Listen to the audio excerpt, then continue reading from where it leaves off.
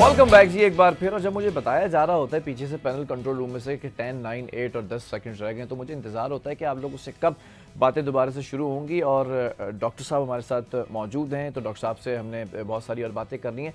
लेकिन हमें इस वक्त जो माहिर कानून है बैरिस्टर अली ताहिर साहब, वो भी ज्वाइन कर चुके हैं। बैरिस्टर साहब हमारे पैनलिस्ट हैं बहुत अच्छे, और हमेशा हर टॉपिक पर बात करते हैं, तो मैं ज़रा सा उनको भी कनेक्ट करना चाहूँगा। अस्सलाम वालेकुम बैरिस्टर साहब, कैसे खैरियत से हैं?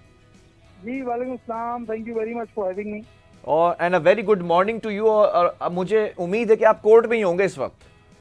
जी जी, वो हमारी मॉर्निंग कुछ घंटे पहले हो चुकी है ऑलरेडी, लेकिन good morning to you as well. Thank you very much. Ali भाई, जरा जानना चाहूंगा, जस्ट वांट टू आस्क के इस वक्त मुल्क की सूरत हाल आप देख रहे हैं, लेकिन एक बिल भी पास हुआ है।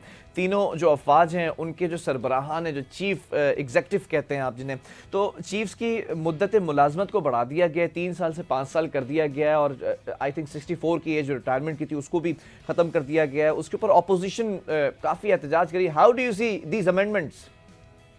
देखिए, मैं to be very honest I am not a fan, और उसकी बड़ी सिंपल वजूहात ये हैं कि सुप्रीम कोर्ट ने 2 केसों में, जिसमें हज करप्शन केस है और उसके बाद contempt proceedings against chief secretary Sindh है 2013 SCMR 1752, तो इसके अंदर उन्होंने ये बड़ा कैटेगोरिकली री एम्प्लॉयमेंट के ऊपर लिख दिया है कि ये अनकॉन्स्टिट्यूशनल है। ठीक है। और इसकी वजूहात ये है कि नंबर 1, तो ये जो नीचे आपके ऑफिसर्स होते हैं उनकी कैरियर प्रोग्रेशन को रोकता है। अच्छा। और उनमें से भी बहुत से लोग होंगे जो जाहिर चीफ बनना चाहते हैं, बिल्कुल, लेकिन वो अपने टाइम से पहले, चीफ बनने से पहले ही रिटायर हो जाएंगे, क्योंकि जो पहले वाले चीफ साहब हैं वो उनको जगह ही नहीं देंगे।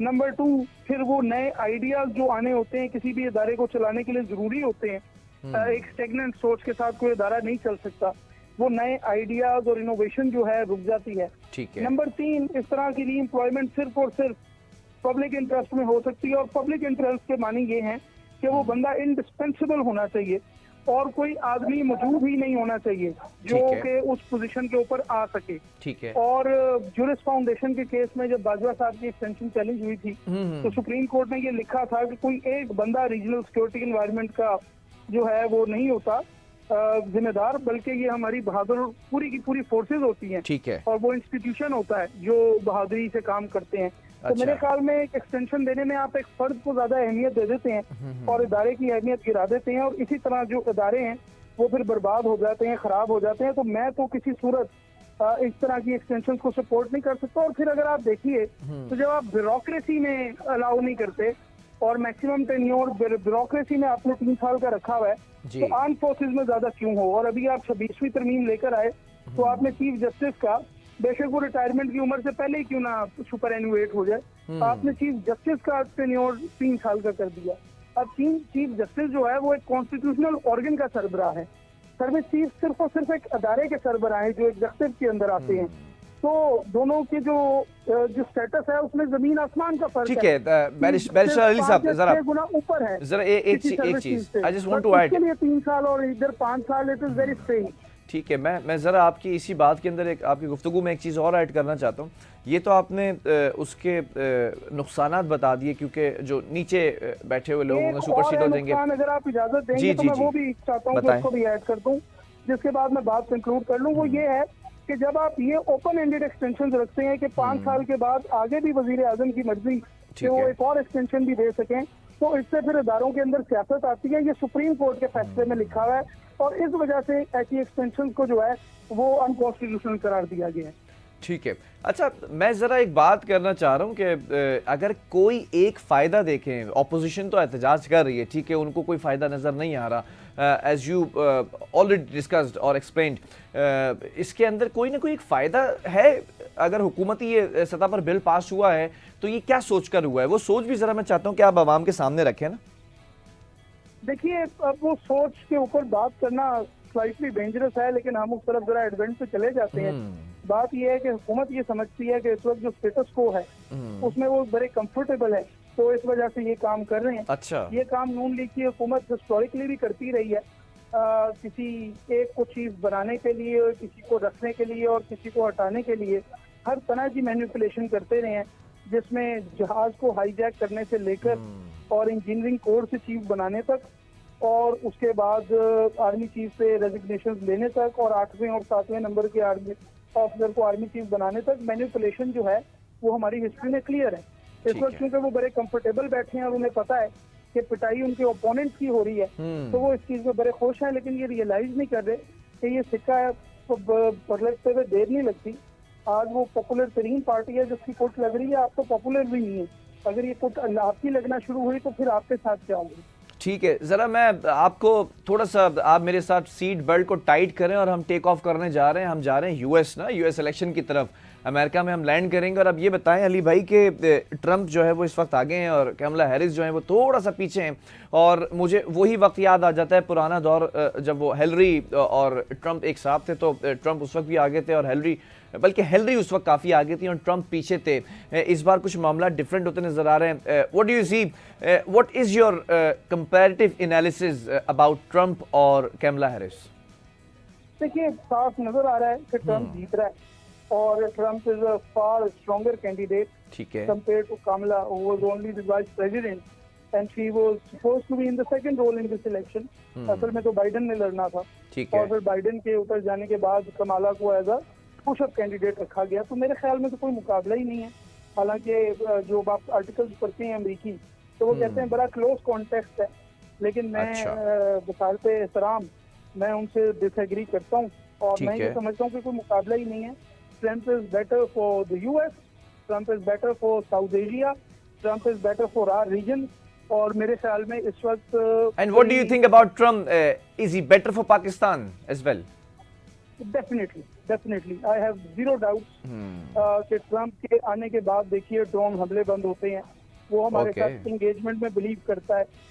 हमारा वजीर आजम वहाँ पे जाता है, उनके सदर से मिलता है, पूरा प्रोटोकॉल लेता है, पूरी रिस्पेक्ट के साथ मिलता है। ठीक है। और फिर दूसरी बात यह है कि वो आदमी बड़ा खड़ा है और वो बिल्कुल मैनिपुलेशन के बगैर सीधी सीधी बातें करता है।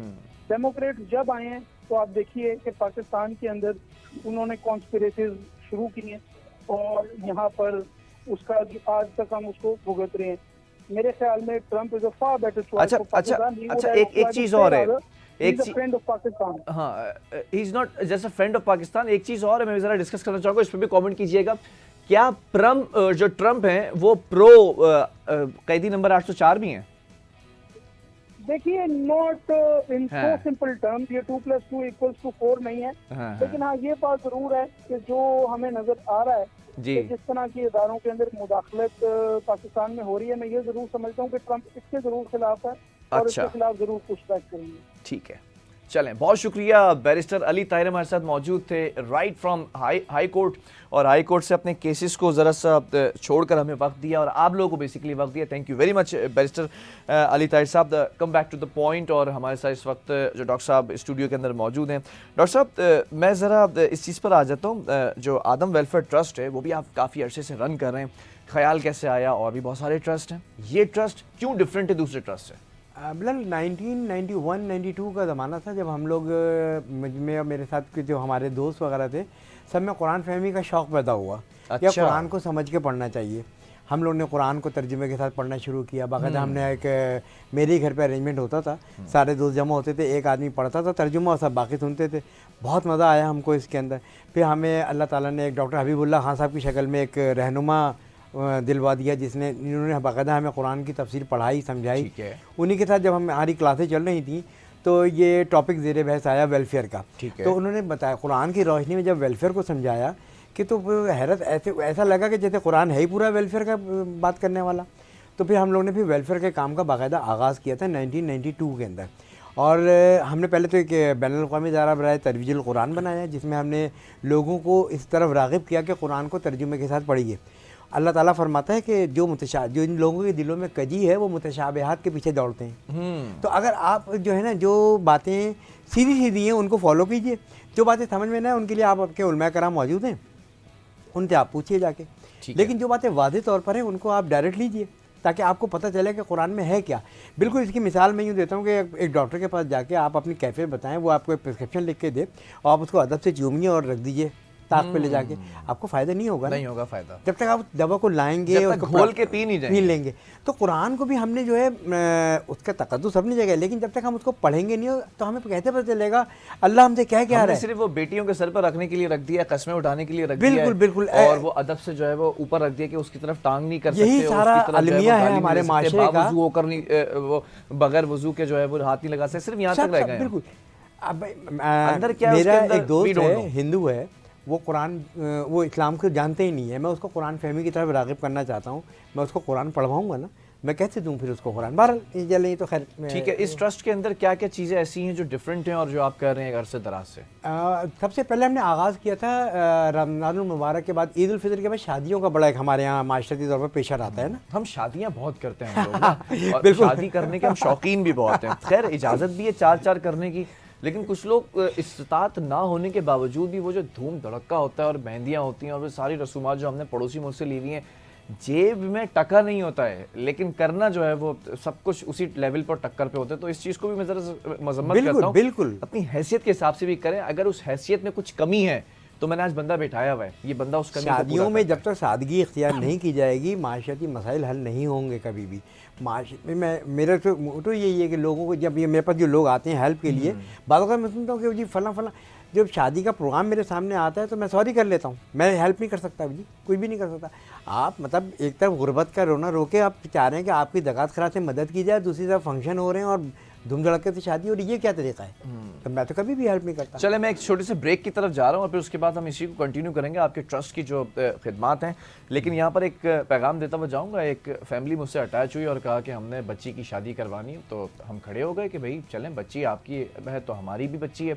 हमने उनको जो है वो सारे कोटेशन ला के दी, तो हमने उनसे पूछा कि आप शादी में कितने लोगों को इन्वाइट करना चाह रही हैं?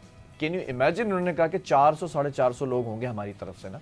तो दिल में आया कि आप 450 लोगों को क्यों बुला रही हैं? तो उन्होंने कहा मैं अपनी बच्ची की बड़ी धूमधाम से शादी करना चाहती हूँ ना।